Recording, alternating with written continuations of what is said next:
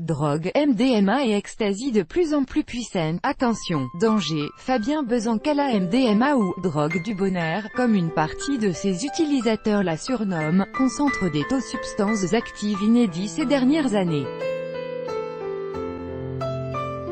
Si sa consommation reste relativement faible par rapport à celle d'autres stupéfiants, les dangers liés à son usage n'ont jamais été aussi grands. Spécialistes et autorités tirent la sonnette d'alarme. Nous sommes le 6 juillet 2018 au Peacock Society Festival. Alors que les néons font rebondir leurs lumières éclatantes sur le dance floor et que la techno retentit lourdement dans la salle principale, une jeune fille semble perdue au milieu de la foule. Les mains sur les genoux et un filet de bave qui coule de sa bouche, elle fixe le sol d'un regard hagard. Elle avouera avoir consommé de la MDMA. Heureusement pour elle, un jeune homme la conduira au stand occupé par la Croix-Rouge, où elle sera prise en charge par les secours. Ce soir-là, ils étaient beaucoup de fêtards à avoir trompé la sécurité pour introduire, malgré la stricte interdiction des organisateurs, de la drogue au Parc Floral dans le 12e arrondissement de Paris, où se déroule chaque année le festival. Le milieu festif français connaît depuis plusieurs années une consommation massive de MDMA, qu'elle soit sous forme de cristaux, de poudre ou de cachets d'ecstasy. Et elle touche tous les milieux sociaux et tous les âges. De l'adepte du milieu underground arborant piercing et tatouage au banquier officiant à la défense, la méthylène-dioxyène-méthylamphétamine, ou MDMA est partout. Facile à se procurer, son prix, variant de 50 à 70 € le gramme pour la MDMA en cristaux et d'environ 10 € la pilule d'ecstasy, aide également à sa banalisation. C'est l'effet désinhibant et euphorisant qu'elle provoque qui séduit ses utilisateurs. La MDMA provoque généralement un sentiment d'empathie, tout va très vite et on aime tout le monde. Je ressens ce que tu ressens, on s'aime, on se touche et tout est exacerbé, expliquait en 2017 à nos confrères des Inrecuptibles Laurent Carillan, psychiatre spécialisé dans l'addictologie.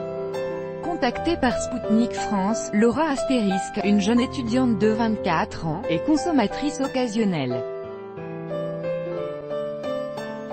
Pour elle, il ne s'agit pas vraiment d'une drogue dure, ce n'est pas comme la cocaïne ou l'héroïne. J'en prends depuis plusieurs années de temps en temps et je n'ai jamais perdu le contrôle par rapport à ma consommation. On a une sensation de bien-être, on plane, on rentre dans la musique. Et le lendemain, la descente est le plus souvent supportable. L'Office français des drogues et des toxicomanies, OFDT, considère la consommation de MDMA comme plutôt faible dans la population française, bien en dessous du cannabis par exemple. Mais il note une recrudescence de la prise de MDMA et d'ecstasy depuis quelques années. Et s'inquiète surtout de la teneur de plus en forte en drogue de ces substances. Les dangereux produits du Dark Web. En 2014, 4,3% des 18 à 64 ans ont expérimenté la MDMA, ecstasy, soit environ 1,6 million de personnes, tandis que la consommation dans l'année ne concerne que 0,9% de cette population. Il est à noter que la proportion d'usagers actuels d'ecstasy a augmenté de manière significative entre 2010 et 2014, de 0,3% à 0,9%, et atteint ainsi son niveau maximal depuis une décennie. Cette hausse est à rapprocher des observations de terrain effectuées dans le cadre du dispositif TREND de l'OFDT qui conclut à une diffusion notable de la MDMA, ecstasy, que ce soit sous sa forme poudre ou en comprimé, ces derniers étant par ailleurs plus gros et plus dosés qu'au début des années 2000, peut-on lire sur le site de l'OFDT. Car malgré ce que semble penser Laura, la MDMA et l'ecstasy sont bien des drogues dures. Et même de plus en plus dur, comme le note l'OFDT, que ce soit sous forme cristal, poudre ou sous forme de comprimé, ecstasy, les teneurs en MDMA ont considérablement augmenté. Dans les échantillons saisis de cristal poudre, les teneurs moyennes sont passées de 27% en 2009 à 69% en 2016. L'OFDT poursuit son analyse. Les Ecstasis présentent également des teneurs en constante augmentation pour atteindre des niveaux très supérieurs à ce qui pouvait être observé dans les années 2000. Ainsi, alors que la teneur moyenne était de 44 mg de MDMA dans un comprimé en 2009, elle atteint 131 mg en 2016. Les teneurs maximales observées pouvant parfois être supérieures à 300 mg par comprimé, soit une dose très supérieure à la dose considérée comme toxique, autour de 120 mg selon les individus. Copyright photo. Evolution des teneurs moyennes dans les échantillons de MDMA. Copyright photo.